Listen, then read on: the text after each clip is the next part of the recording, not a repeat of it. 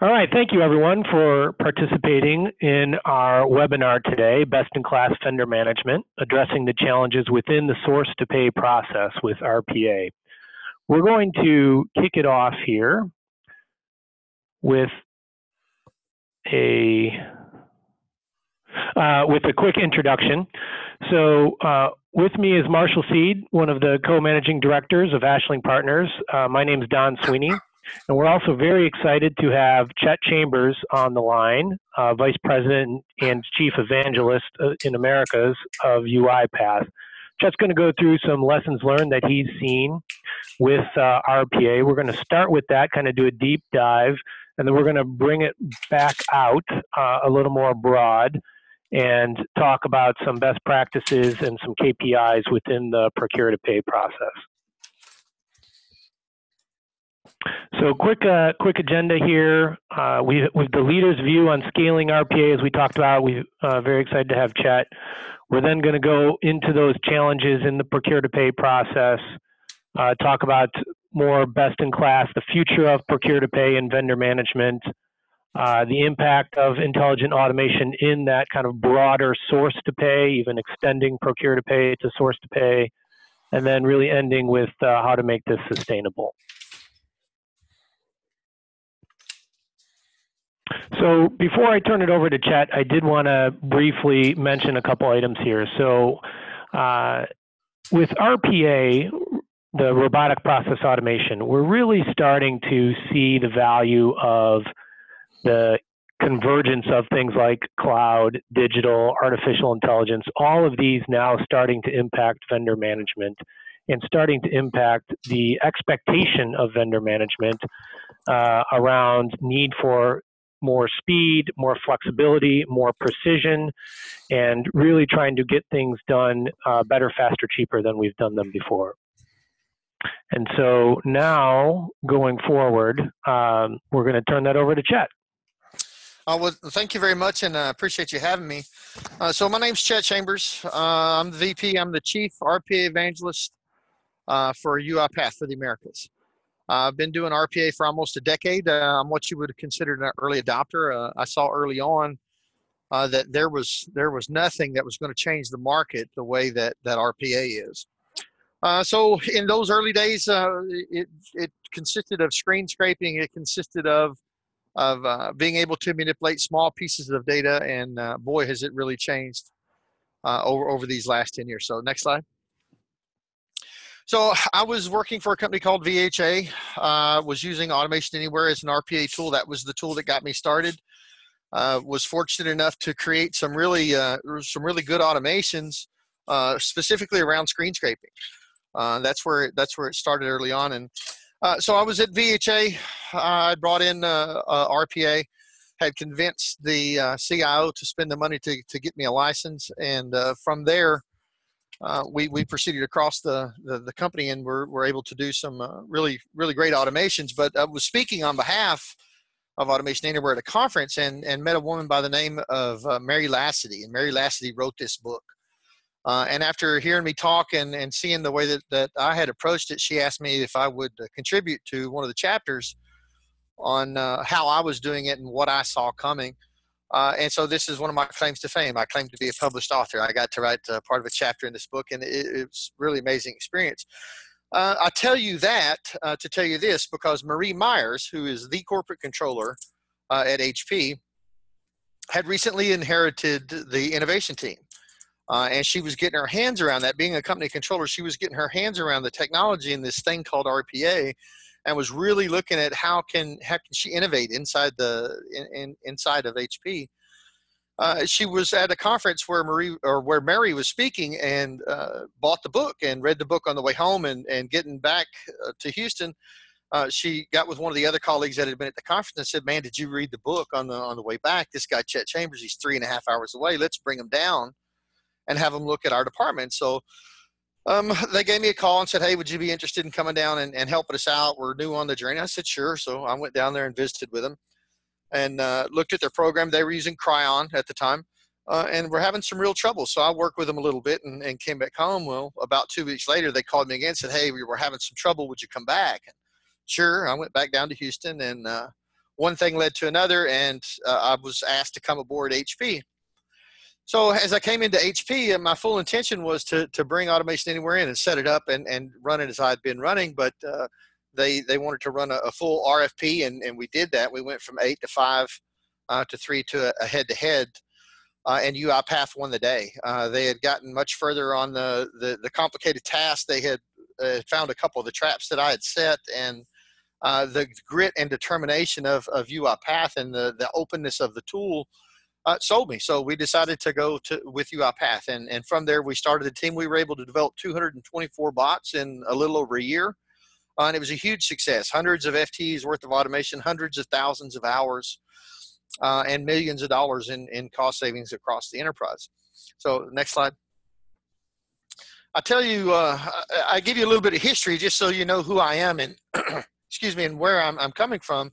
But there's eight main lessons that I've learned over this last decade. I'm familiar with Automation Anywhere, Cryon, Pega, and now at HP we were using UiPath, and this is a culmination of what I've learned over the last 10 years. So the first slide is going to consist of the funnel. It's a single point of entry. So as you start to release your RPA program into the overall enterprise, you're going to want to put a push behind it. You're going to want to draw in ideas from every department. We don't want to focus just in finance or just in controllership. We want to work the entire enterprise. But if you have ideas coming in all over the place, then you're going to tend to lose some of those ideas, and we're not going to be able to rate and grade all of those ideas in the same way. So set up a single funnel, a single point of entry to bring all of the ideas in from across the enterprise. That way it's not the Wild West. And we review each and every one of those suggestions to see where we're going to find the best bang for the buck. You know, in some companies, some parts are automated more than others, but as you look at the enterprise at large and you let the business users make suggestions on the work that they no longer want to do, on the work that causes them to spend a lot of their time, then we bring those into a single funnel and we're able to review them in the same way. So that leads us to the next slide, which is lesson 2. And that's when Martha is my mythological person. She's not a real person. She does not exist. But we're going to take Martha's suggestion that came in through that funnel and say it's running a report, or it's extracting data from a report, combining it with the data from another report, and then posting it out to SharePoint. Well, what data is in that report, and where does that data start? Where does it begin? And you follow that workflow or that data set all the way to the beginning. And from there, you come back down to where Martha's piece of this is, and you go, well, where is the final resting place for this data? Or what is the end task that need be done with this data? So you follow it all the way to the end. And the reason that I say that is automating 40 to 60% of the piece that Martha suggested is of much less value than getting 40 to 60% automation of the entire process. So if Martha, in just her one piece, we can save her a couple of hours. If we go from the beginning to the end of this entire data flow, 40 to 60% will be multiple FTEs.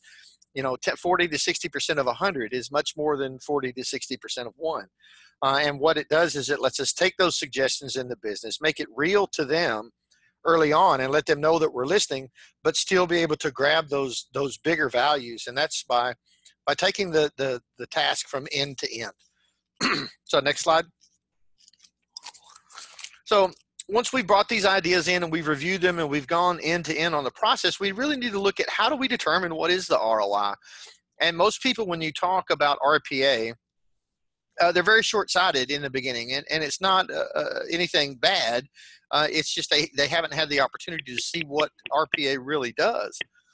So efficiency is about 20%. So if you take the number of FTEs worth of work that you automate out of the business, time the hourly rate for that geographic region, and the reason I say it that way is because, you know, reducing a headcount in Bangalore where the cost of the FTE is, you know, $10,000 to $25,000 is much different than automating one in Southern California where they're, you know, 170 to 250,000.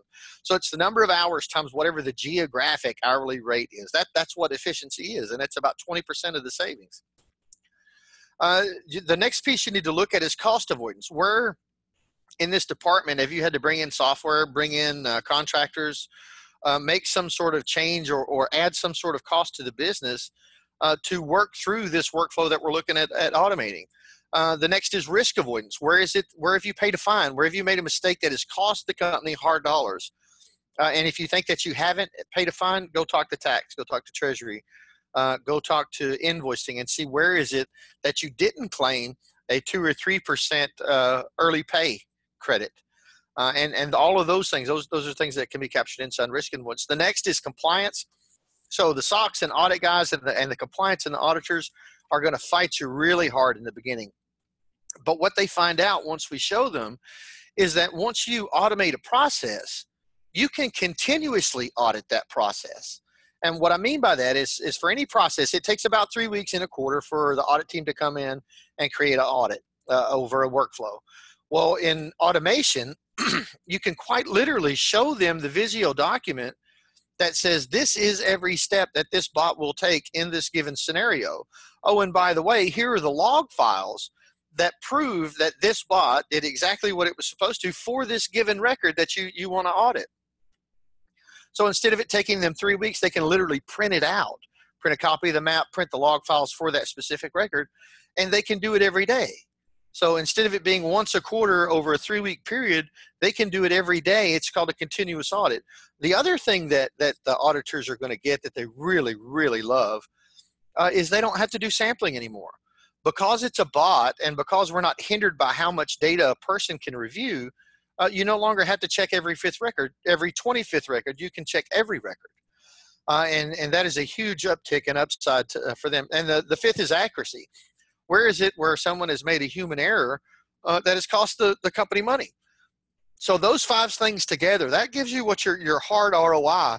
Now, if you extend that out, the softer savings or the softer ROI is employee satisfaction. Now, I sit in boardrooms and I sit at a lot of events with a lot of C-suite guys, CIOs and CFOs specifically.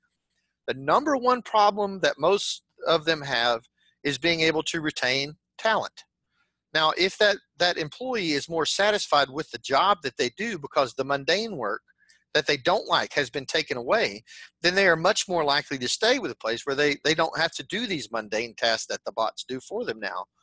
The other thing that it does is it gives them the ability to be creative. It gives them the time to experiment, to go after the things that they would have always wanted to do for their particular jobs that they've never had the time to do.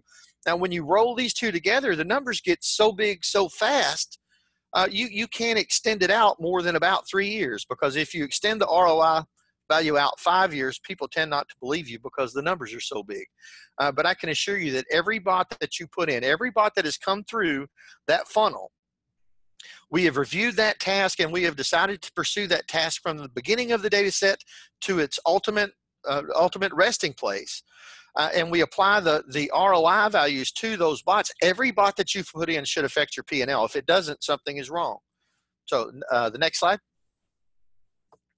So the next one is about, so we've decided how we're getting them in. We're going to review what the value is. We're going to determine what that value is. The next thing that you need to do is you need to set up a steering committee because you don't want to be responsible for what you pick. You want to be responsible for how you automate what is selected. So imagine a CFO and their direct staff. So every CFO has a staff of direct leaders, and if you are doing work for the leaders number 1, 2, and 3, if you're working in controllership, you're working in tax, and you're working in sales ops, then the people and that's where all of your focus is. Then the people over in treasury and direct sales and reporting feel very neglected, and that friction, we call that friction political debt. So you do not want to be in the business of generating political debt. You want the VPs and the senior VPs to decide what projects you do based on the value that you're going to give them with the ROI. You're going to give them the highest dollar values, but sometimes they're going to select projects to be done that are of a lesser dollar value because of the internal political value, because you want to build capital, political capital across these senior executives, as opposed to having them against your program, which is political debt. So let those guys determine how to spread this across your enterprise. We're going to focus on how do we deliver. And that's one of the keys to setting up a very efficient, very effective RPA program. So next slide. You have to hit it again. The next slide. So we've single funnel. We're reviewing the process end to end. We're going to check that ROI. We're going to make sure that the steering committee is picking what we do. This is called a PDD. It's a process design document. And when your solution architects correctly build this document, then the developers spend their time developing, using the tool to solve the problem instead of figuring out exactly what the problem is. Now, this sounds like a pretty fundamental thing, but this is a problem in most shops when they set up. The documentation, their as-is documentation, is almost non-existent. So if you were to sit with Martha, my mythological character again, and you were to say, Martha, you process invoices, show me all the steps that it takes to process an invoice. She would do that, and she would do that very well. But she would forget about company X that sends in this funny invoice at the end of the quarter. And, oh, yeah, 2 days before close, we have to process this way. And, oh, one other thing, this doesn't happen real often, but. So those things have to be captured in the as-is document and have to be coded for in the to-be document. And that's what this PDD is. This is the document that your developer will use to develop your bot. Your developer should not be going back and forth with the business unit. The solution architect should design this in such a way that they spend their time solving problems instead of going back and forth. Now, being from Texas, you have to have a story about oil, and I've got one. So when crude oil is pumped out of the ground and pumped to a refinery, it's a chemical reaction that changes crude oil into gasoline. Now, it creates a byproduct. It's a chemical byproduct of this process that made diesel fuel. Diesel fuel was an accident. It was a byproduct of creating gasoline.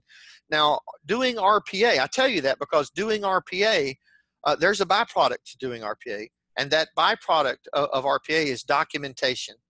So you will have crisp, clean, click-level documentation over every process that you automate. You will have how to do it manually, and that can double as your BCP plan or your business continuity plan. Should there be a catastrophic failure with the bots, you can immediately put people in chairs, give them this document, and they can go back and run that process manually should we have let the people who were doing this process before go through automation. More than likely, they've been repurposed and can be called back.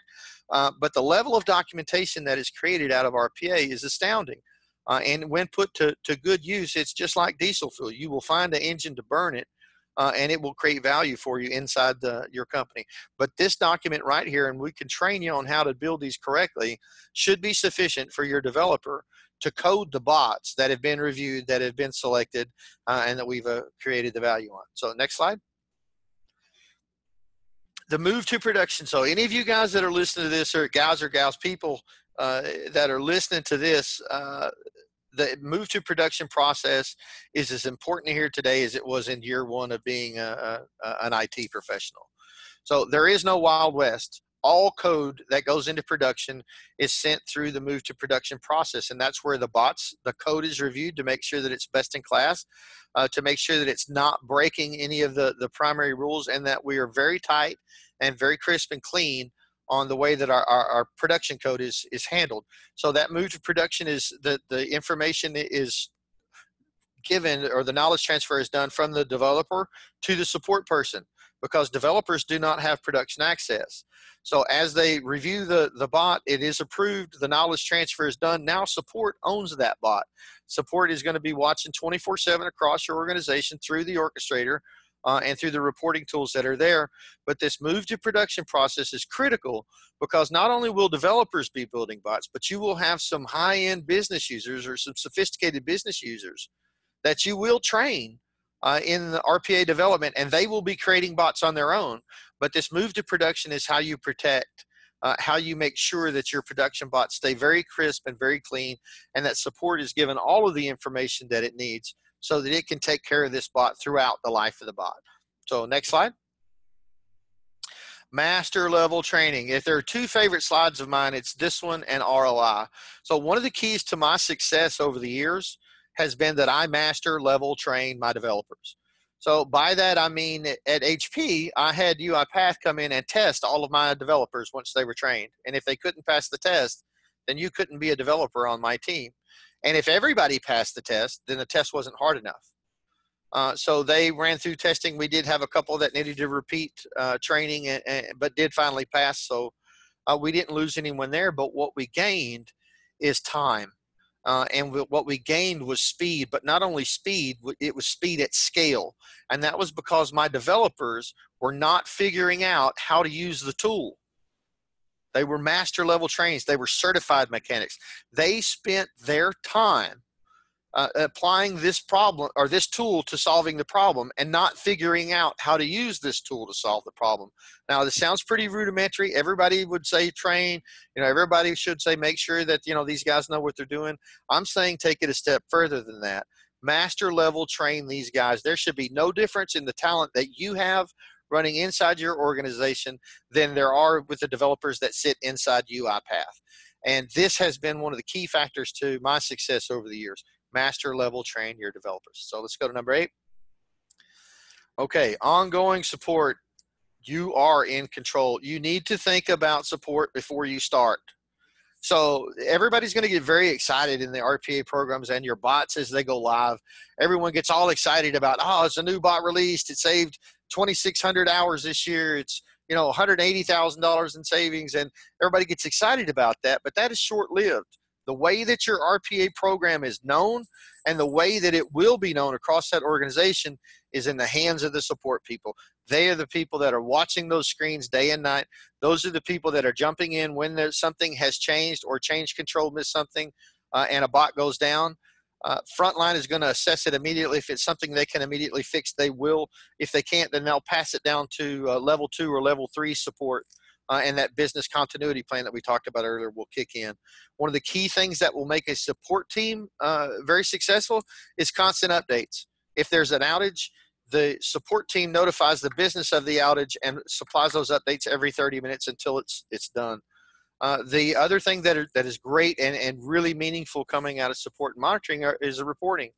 So the reportings can be customized. There are C-level people that want to know certain facts about these bots. You can write those reports in Kibana, which is a package that comes with it, or you can write them in Tableau or whatever the SQL back-end based reporting tool is that you use. But make sure that those reports are written so that you know what your uptimes are. All the people that have a stake in the bots are given the ability to see those bots run and to watch the performance and to make sure that it's delivering the data that they need delivered so that it's important to them. But there is no more important person in your organization than the person that runs your support and monitoring team. And all too often, support is left as an afterthought. And what I'm telling you with RPA, if you want to be efficient and if you want to be successful at scale, think about it up front. Because there's nothing worse than putting a bot in production to have it go down and it taking you a week to get it back into production because you're having to scramble around and go find the developer that built it and all of those sorts of things. So if you set your support monitor team up well up front, they will be the face of your RPA program to the business because they'll be the ones that are interacting with them on a regular basis. So those 8 things are 8 points that if you do well, you can set up an RPA, an internal RPA program inside your enterprise and deliver at scale, because fast is good, but fast at scale is better. And I hope that these have been useful to you. If there's ever anything I can do, don't hesitate to reach out. And I certainly appreciate you having me here today. All right. Thank you, Chet. That's great words of wisdom and 8 lessons learned on a deep dive on the value of RPA. So hopefully everybody now has some great ideas on what it takes to be successful leveraging RPA. Now we're going to take a step back and we're going to talk about more of the business process side.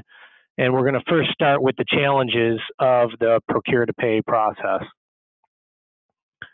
So first and foremost, if you kind of look at procure-to-pay being the green middle slides here, we believe that we need to extend the process and that too much time is spent in the tactical activity within procure-to-pay. We're really now talking about the source to pay through the relationship management of the suppliers and vendors. And that's one of the things that we're going to talk about here today. So challenges in that procure-to-pay process, not only ownership of who owns what tasks, but there's also a high volume of paper-based processes. You look at your vendor onboarding process, you look at your invoice process, purchase order process. All of those are very much document-based.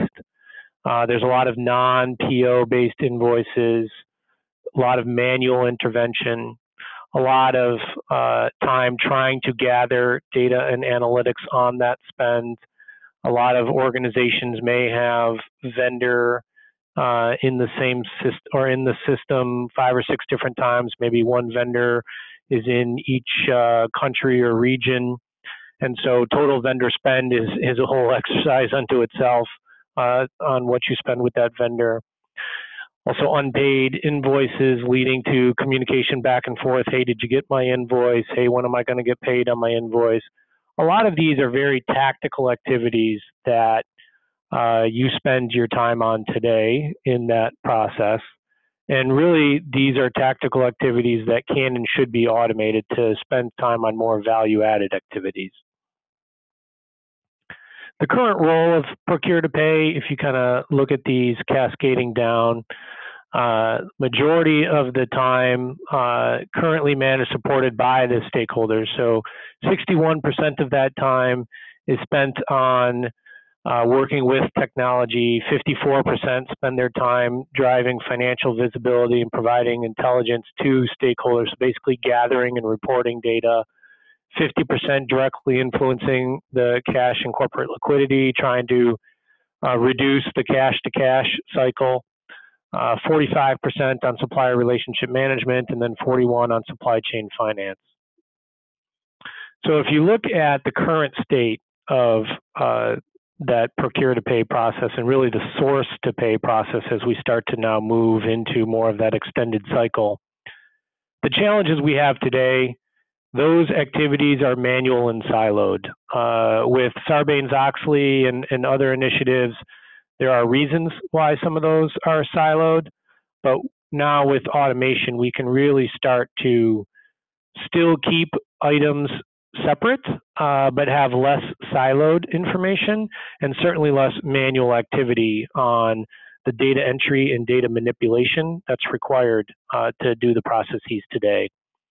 Right now, a lot of the activity is transactional and not necessarily strategic. In our polls of talking to resources, a lot of their time is spent gathering information for the purchase order, processing the purchase order, gathering invoices, processing the invoices, gathering the vendor information to onboard, validating the vendor has the correct documentation, maybe minority-owned or woman-owned business, or HIPAA compliance, or that they've completed all their background checks. All of those things are very transactional.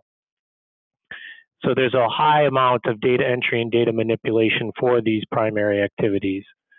The incentives are typically tied to cost reduction or some kind of SLA type activity. And they're focused on very simple outcomes like reducing your total amount of vendors that you work with. And there's also limited governance. So in moving to what kind of metrics you're measured on, many people on the call are probably measured by the number of vendors doing vendor consolidation projects, spend per vendor, trying to negotiate a 2% cost decrease, discounts received, things like that. Those first couple are really where we see the majority. What we're talking about is really now moving more towards that bottom half here, the performance, the perfect order performance, service level, and automation percentage, really talking about driving business outcomes and driving efficiency of the activities. And we're going to get into this in more detail.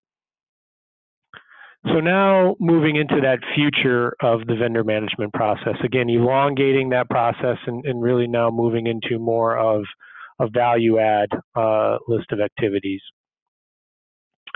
So first looking at smarter systems that drive greater efficiencies, looking at more deeper agile analytics and reporting, support for full transformation, really collaborating with stakeholders and suppliers, vendors, and getting rid of those tactical tasks. These are really the goals that are essential for having that more future-driven process flow.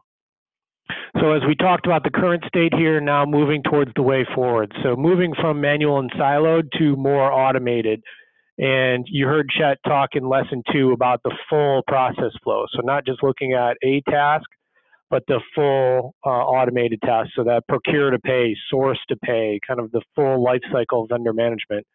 Paving that road from an automation standpoint to take away all of the manual activities and allow you to really take your items and tie them to corporate objectives, kind of bullet point 2 here.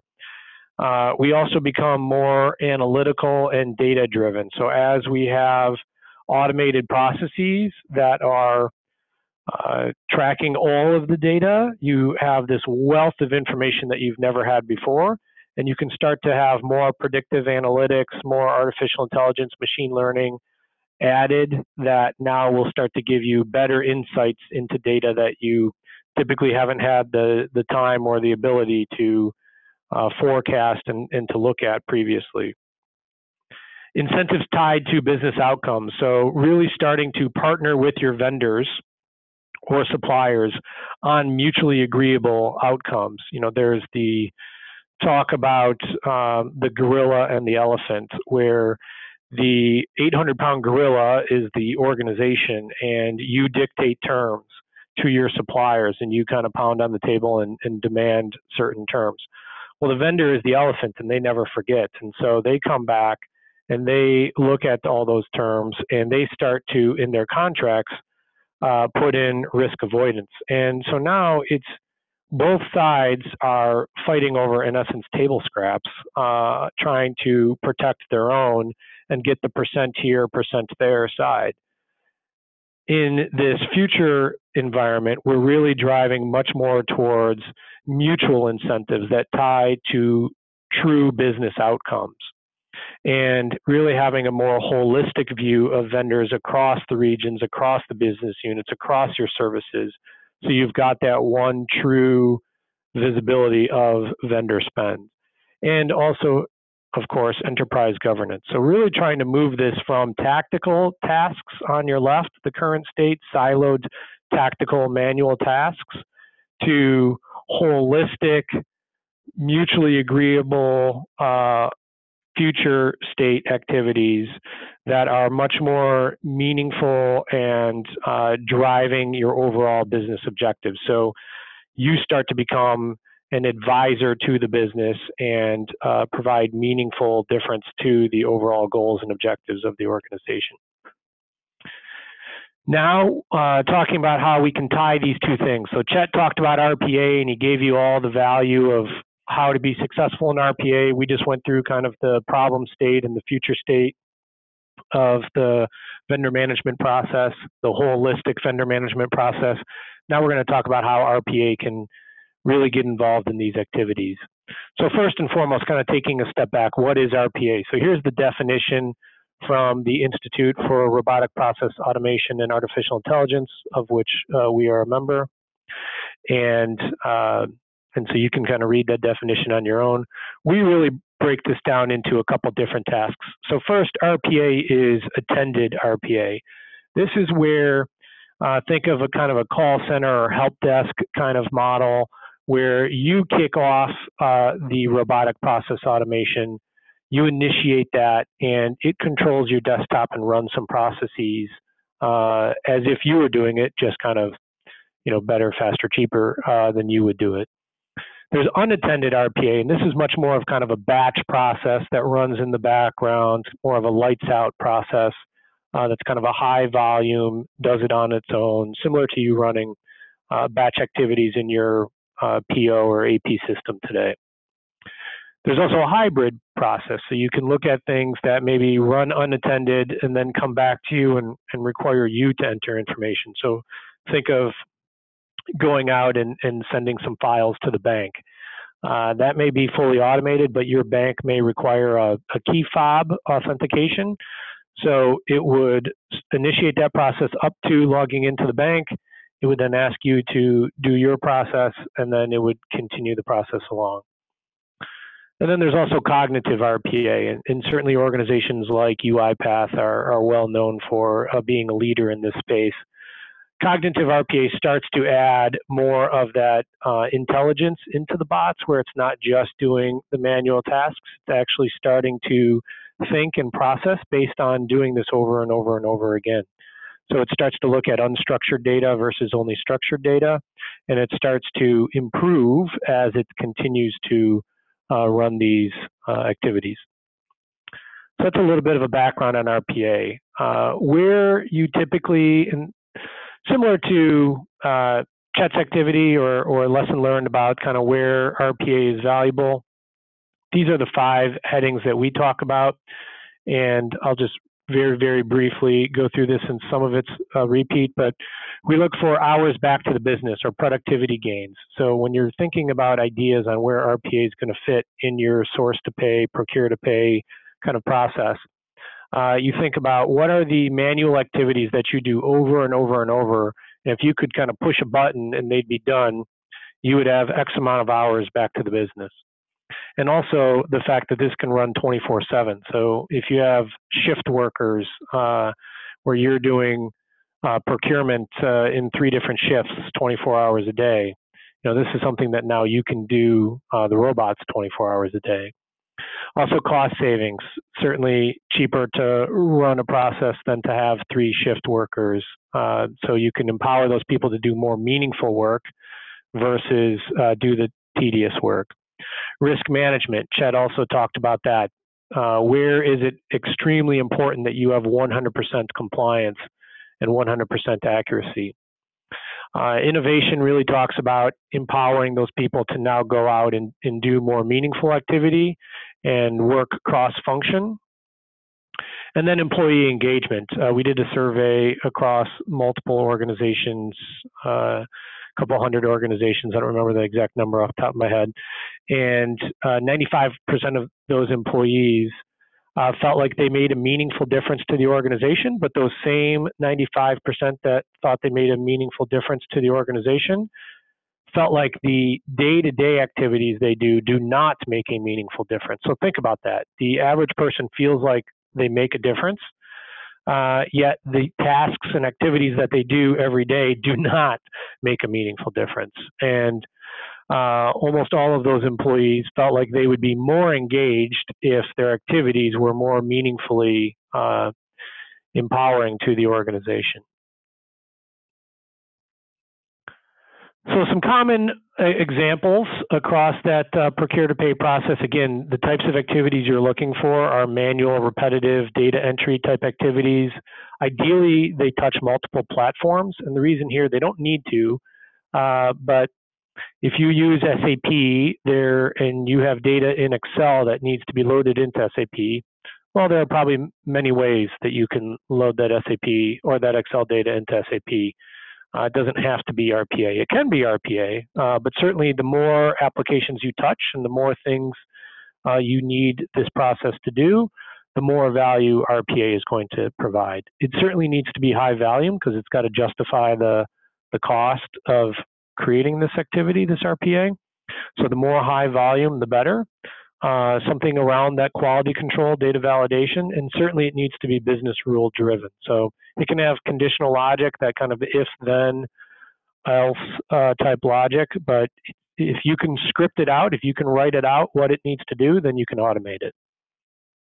So some example use cases here, talk about vendor selection and onboarding. We've mentioned that.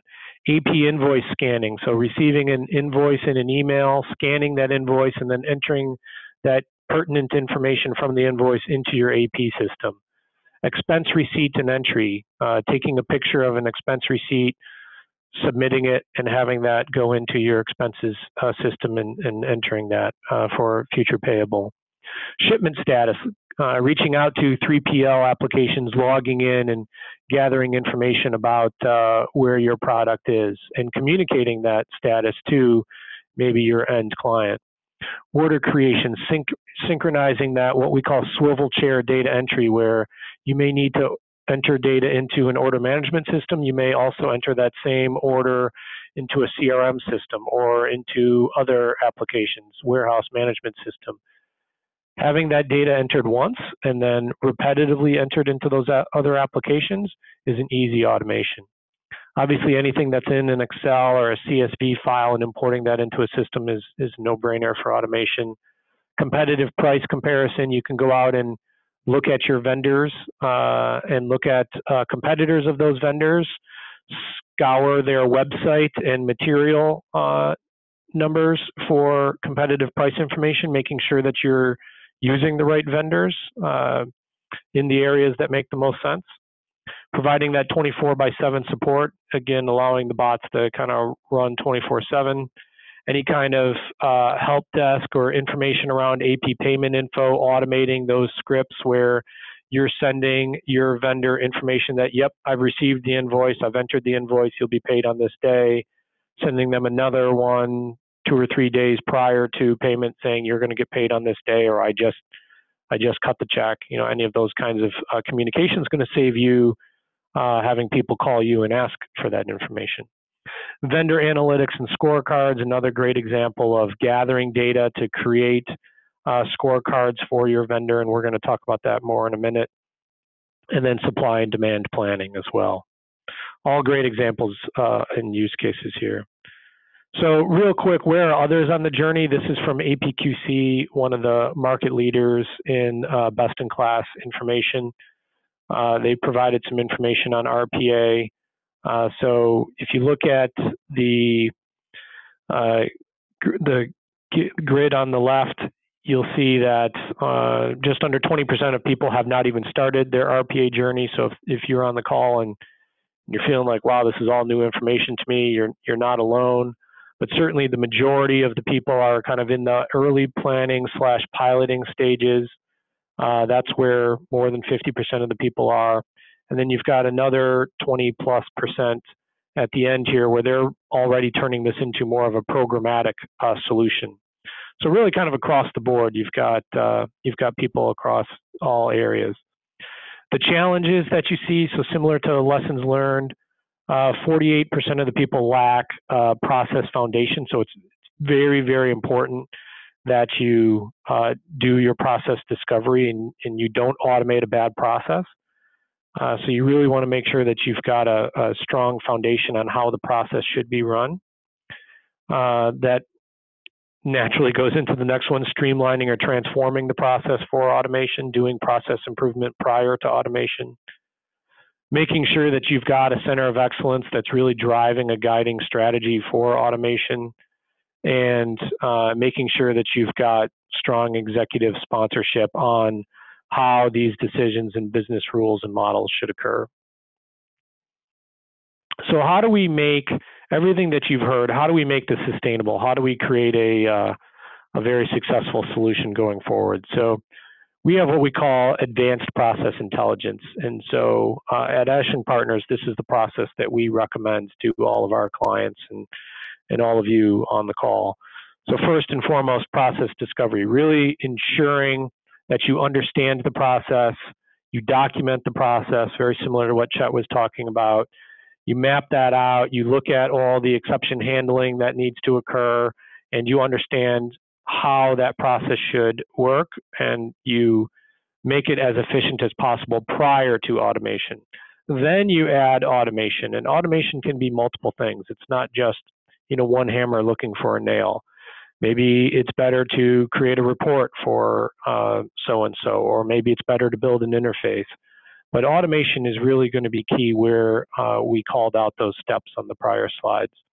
And then most importantly, you want to build an automation center of excellence and have analytics around your bots, the utilization of the bots, and create a model for sustainability to really enforce a continuous process improvement. And all of these should be focused on what we call the new BPO, business process outcomes. So all of this really needs to be centered on what are the objectives that we are trying to accomplish by improving this process, both from an efficiency standpoint and automation standpoint. That's really first and foremost. And so if you look at, you know, kind of how we define the process flow on how to do this, first and foremost, you need to define your corporate objectives and business outcomes. What are we trying to accomplish? Are we trying to reduce cost in this process, therefore be more efficient and give hours back to the business? Are we trying to get better visibility on our vendor spend? Are we trying to analyze our vendors into what we consider core and differentiated? So core are items that keep the lights on. They're not strategic to the overall organization, but they are necessary. And then differentiated is more of that innovative area that furthers your differentiation over your competitors. So core, you're typically consolidating vendors. You're typically looking for cost out. Differentiated, you're typically bringing in boutique vendors. You're trying to drive innovation. You're trying to educate your business, your internal customers, if you will, on the types of things that vendors can do and educate them on innovation and ideas. That's all corporate objectives. So, kind of what are we trying to accomplish here? And then we're going to align our KPIs and our metrics to those corporate objectives. So how should we measure ourselves, not just on vendor spends, but what are other ways to improve how we measure ourselves and our value back to the business? Then we're going to do that process discovery of the current state and kind of map out that process. We're going to establish and validate our sourcing strategy to align with this process and with our KPIs. We're going to develop that future state that includes where automation and where efficiency can be gained. We're going to benchmark those metrics to best in class, and that's where we use APQC as those best in class benchmark metrics. And then you're going to quantify the high level value, in essence, build the business case of saying, okay, here's where we are compared to our metrics or the benchmark data. Here's where we think we can be with the process improvement and automation. Here's the value that that's going to drive back to the business that's leading to these measures. And here's obviously the cost to do that. So you're building that business case. Based on all these business cases, you're prioritizing the automations that you should be doing. You're going to then build those automations, and then you continue on. So that's where we really believe that your KPIs need to be continual KPIs, not necessarily things like headcount reduction, because that's a one-time KPI. So if you look at, again, APQC is our partner organization. We use them for all of our benchmark data. Example information that they would provide in more of that continuous process improvement. You look at financial indicators are typically lagging indicators. They're kind of after the fact indicators. You've got qualitative indicators. You've got efficiency indicators. You need to come up with the ones that make the most sense for you. But here's some examples that APQC would provide and example kind of benchmark data. So from a cost effectiveness, kind of a cost out model, the total cost to perform, the procure materials and services per 1,000 in revenue, which just allows you to kind of standardize based on your size compared to other organizations. Here's kind of your top performer, your top 25%, your median, and then your bottom 25%. Same thing with number of headcount it takes to perform that activity, which is more of a staff productivity standard. Process efficiency, how many orders are approved electronically, and then cycle time, how long does it take to process. So I'm not going to read all the slide here, but these are examples of best-in-class metrics that you would use to go forward and to look at things more in a continual process improvement.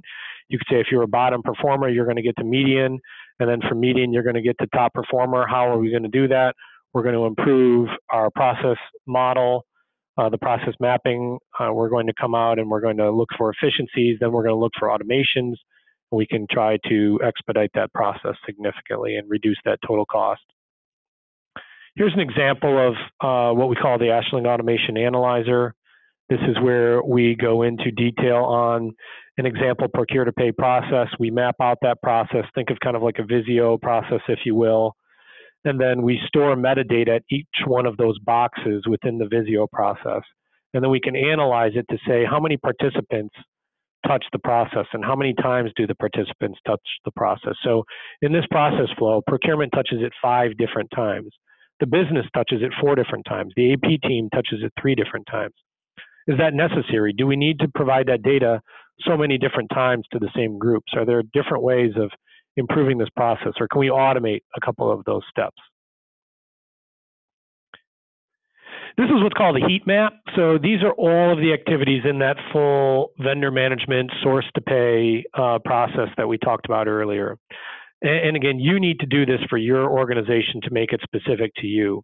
But just to use this as an example, the blue boxes, the ones outlined in blue, are ones that would have actually kind of a rather low impact to try to automate. So example, negotiating contracts. You're not going to automate negotiating contracts. That's going to be something that's left for you to do. But that's more of a value add activity.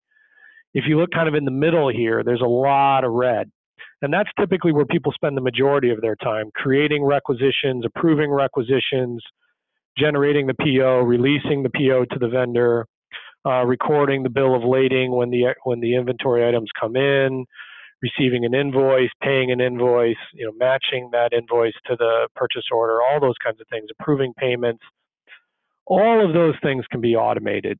Preparing vendor information, validating terms are met. If you go all the way over to vendor management, those are things that can be automated. So these are examples of high impact where we can take those manual activities away from you, and then you can spend time on doing the vendor performance analysis, monitoring and managing supplier information, working with your business on purchasing requirements, purchasing strategy, inventory strategy, the supply and demand capabilities. All of those things are where you can add a lot of value to the organization, and you can and should be spending time and allowing automation to take away a lot of these tactical activities. Again, this is an example one. You should create yours and work with the business on where automation best fits for you.